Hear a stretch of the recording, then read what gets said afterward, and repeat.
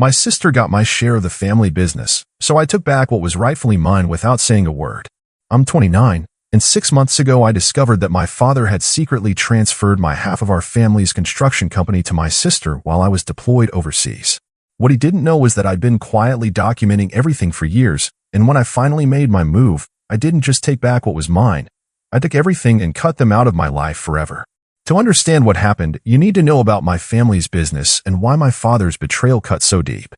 My father, Robert, started Garrison Construction 30 years ago with nothing but a pickup truck and a toolbox.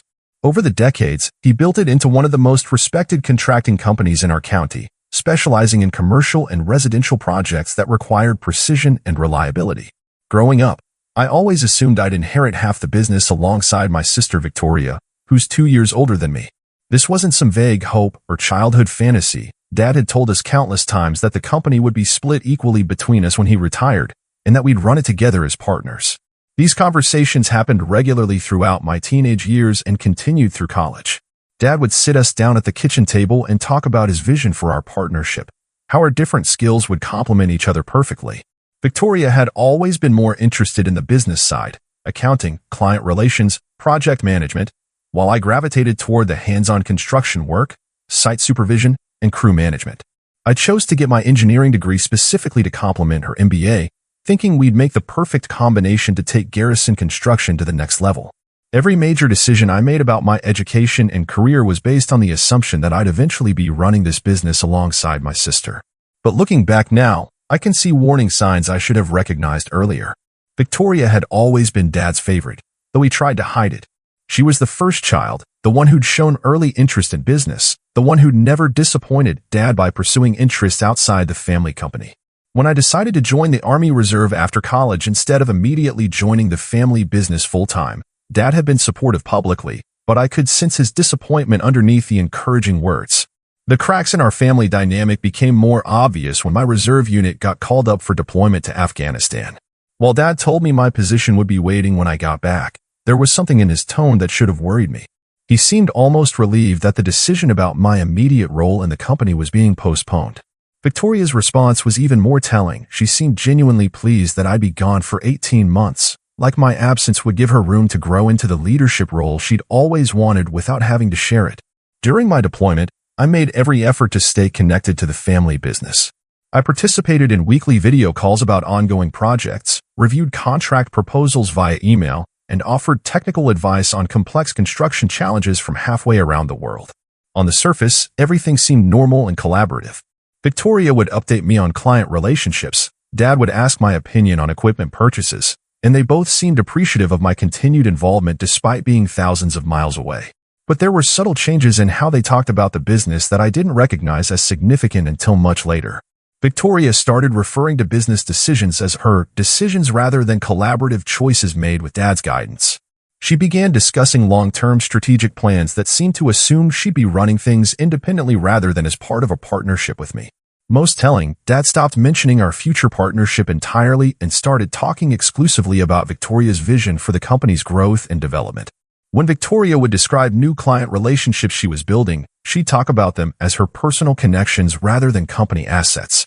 When Dad discussed equipment purchases or facility improvements, he'd frame them as investments in Victoria's future rather than improvements that would benefit both of us. These changes in language seemed minor at the time, but they reflected a fundamental shift in how my family was thinking about the business's future leadership structure. I should have confronted these changes directly, demanded clarification about what was happening to our agreed-upon partnership plans. But I was dealing with the intense stress of combat operations in a war zone, and I wanted to trust that my family would honor the commitments they'd made to me throughout my life. I convinced myself that the changes in their language were just reflecting Victoria's increased day-to-day responsibilities while I was deployed, not a fundamental alteration of our long-term arrangement. That trust was the biggest mistake of my life.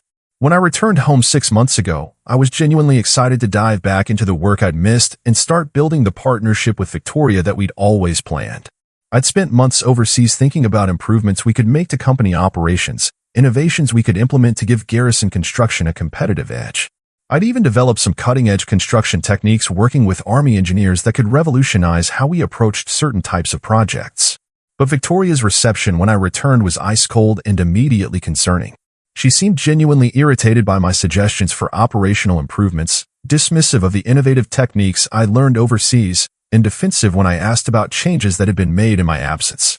When I brought up my official position in the company and asked when we'd start transitioning toward the joint ownership structure Dad had always promised, Victoria gave me an answer that should have prepared me for what was coming. Dad and I have been talking extensively about the best way to structure things going forward, she said with a carefully neutral tone that immediately put me on alert. The business has grown significantly while you were deployed, and we need to figure out what role makes the most sense for you now that you're back. That phrase, what role makes sense for you, told me everything I needed to know about how fundamentally things had changed. The plans for our equal partnership had been abandoned, and they'd apparently spent months deciding my future without bothering to include me in any of those conversations. When I kept pressing for clarity about my ownership stake and partnership role, I consistently got vague responses about needing to assess the current business situation and determine the best path forward for everyone involved. Victoria acted like my questions about my own future in the family business were somehow unreasonable or premature, as if wanting to understand my role in a company I'd spent my entire life preparing to help run was pushy or entitled behavior. Finally, after weeks of getting nowhere with Victoria, I went directly to Dad and demanded to know what was happening with the ownership structure and partnership plans we'd discussed for years. His response ended our relationship forever and showed me exactly what kind of man I'd been calling father for 29 years. Son, the business situation has evolved significantly while you were deployed, Dad said, refusing to meet my eyes while delivering what was clearly a prepared speech. Victoria has been running things successfully on her own, and we've decided that it makes more sense for her to have full ownership going forward. You'll always have a job here, of course, but the partnership structure just isn't practical anymore given how things have developed. I felt like I'd been physically assaulted. The room seemed to spin as I processed what he was actually telling me. What do you mean Victoria has full ownership? What happened to splitting the business equally between us? That was always more of a general idea than a concrete plan, Dad said, completely rewriting the history of specific promises he'd made to me for decades. Victoria has proven she can handle the full responsibility of running the company, and frankly, your decision to pursue military service showed that you're not as committed to the business as she is. That last sentence revealed the real motivation behind their betrayal. My military service, which Dad had claimed to support and be proud of, was now being weaponized as evidence that I didn't deserve my share of the family business. They'd taken my patriotic duty to serve my country and twisted it into proof that I was somehow less worthy of inheriting what I'd grown up believing would be partially mine.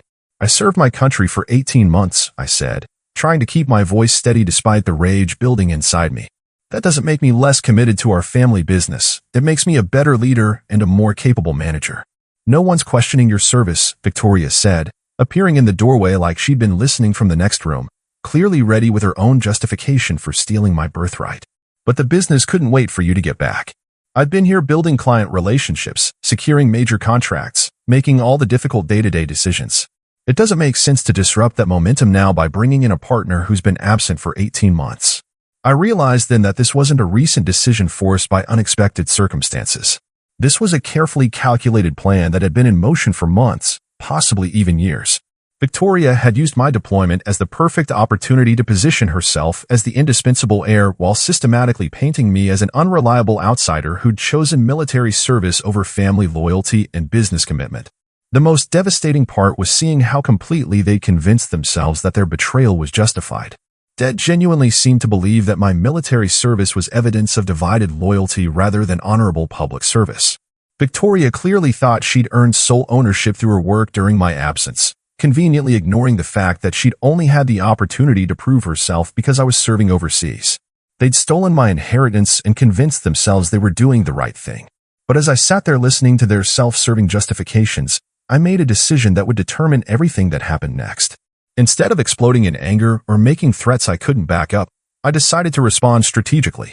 Military training had taught me not to make emotional decisions when under attack, but to assess the situation carefully and plan a response that would achieve my actual objectives rather than just making me feel better in the moment.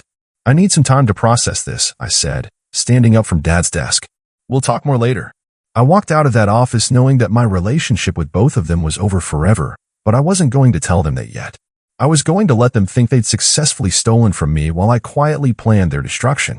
Over the next several weeks, I used my legitimate access to company files and records to investigate exactly what had happened during my deployment. What I discovered was even worse than I'd imagined and provided all the motivation I needed to completely destroy what they'd built. 3 months into my deployment, Dad had transferred his ownership shares to a family trust with Victoria as the primary beneficiary. 6 months later, the corporate structure had been completely reorganized to designate Victoria as sole owner, with legal documentation stating that my military service constituted abandonment of business responsibilities. That voided any previous ownership agreements or promises. But the most damaging discovery was a series of emails between Victoria and Dad discussing their strategy for handling my return. They'd spent weeks planning exactly what to tell me, how to frame my military service as evidence of divided loyalty, and how to offer me a subordinate position that would keep me in the family business without giving me any real power or ownership stake. Marcus has always been more of a worker than a leader, Victoria had written in one particularly revealing email. Giving him a senior site manager position will keep him satisfied while ensuring I maintain complete control of all strategic decisions and business direction. Reading that email was the moment I decided that both of them needed to be completely eliminated from my life. Victoria didn't see me as her brother or potential business partner. She saw me as a threat to be neutralized and then managed. Dad had enabled her plan because it was easier than having difficult conversations about fairness, shared inheritance, and honoring promises made to both his children. They'd both shown me exactly who they were when they thought they could get away with betraying me. I was going to make sure they lived with the consequences of that revelation forever.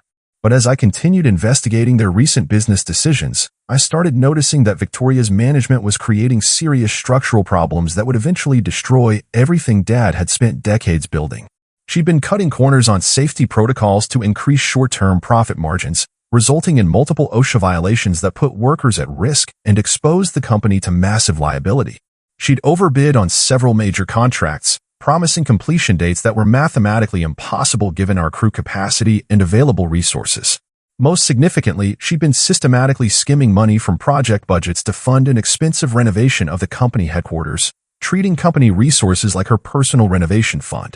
Victoria was excellent at spreadsheets and client presentations, but she'd never understood the operational realities of construction work.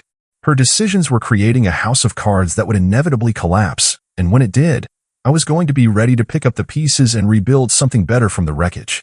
Instead of confronting Victoria about her mismanagement or trying to save a company that had been stolen from me, I made a calculated decision to let her destroy it while I built something better. Then I would step in to acquire the wreckage and cut both of them out of my life permanently. Using my military service credentials and personal savings, I secured a business loan and quietly established Blackstone Construction. I approached this like a military operation, with clear objectives and a strategic timeline for execution.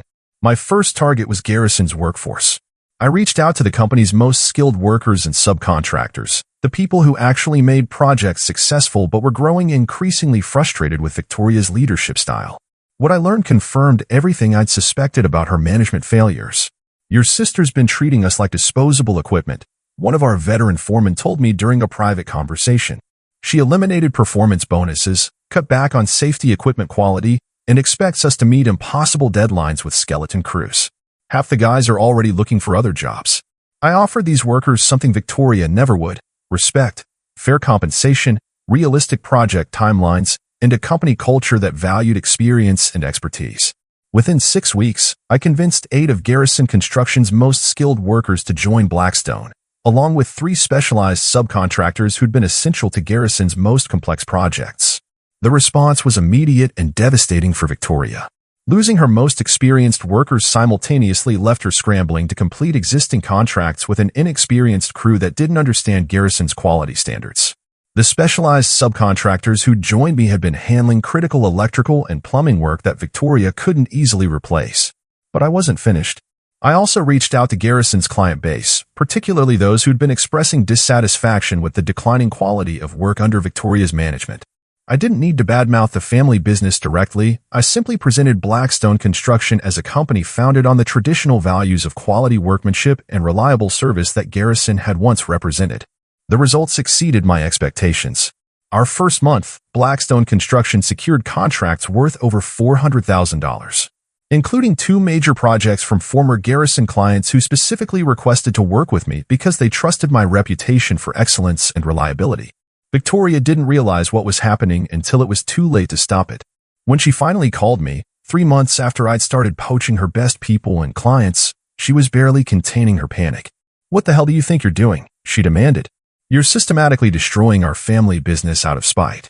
"I'm running my own company," I replied with complete calm. "If that's destroying Garrison Construction, maybe you should examine why your workers and clients prefer to work with me instead of you. This is Dad's life work, and you're tearing it down because you didn't get what you wanted. Dad's life work was built on quality and integrity. You abandoned those principles when you stole my inheritance and started cutting corners to boost your profit margins. Now you're facing the consequences of your own poor decisions." The conversation confirmed what I'd already suspected. Victoria had never considered that her actions might have consequences. She'd stolen my inheritance and driven away the company's best people, but somehow she still expected me to prioritize protecting what she'd built over pursuing my own success. Over the following months, Victoria's situation deteriorated rapidly. The OSHA violations from her corner cutting had triggered a federal investigation that would result in massive fines and potential restrictions on future government contracts. The penalty payments from delayed projects had drained Garrison's cash reserves. Most critically, their reputation for quality work had been so damaged that new contracts were becoming increasingly difficult to secure. Through industry contacts, I learned that Victoria was secretly trying to sell the company to avoid complete bankruptcy, but the due diligence process was revealing all the problems she'd created. No serious buyer was willing to take on Garrison's liabilities and regulatory issues at a price that would leave anything meaningful for Victoria and Dad. That's when I submitted my formal offer to purchase Garrison Construction's assets through bankruptcy proceedings. My offer was strategically calculated, enough to cover their debts and provide Dad with a modest retirement, but structured to ensure that Victoria would walk away with nothing more than the salary she'd been paying herself while destroying the company. When Victoria received my acquisition offer, she showed up at my office in a fury that quickly transformed into desperate pleading. "We can still fix this," she said, but her voice lacked any conviction.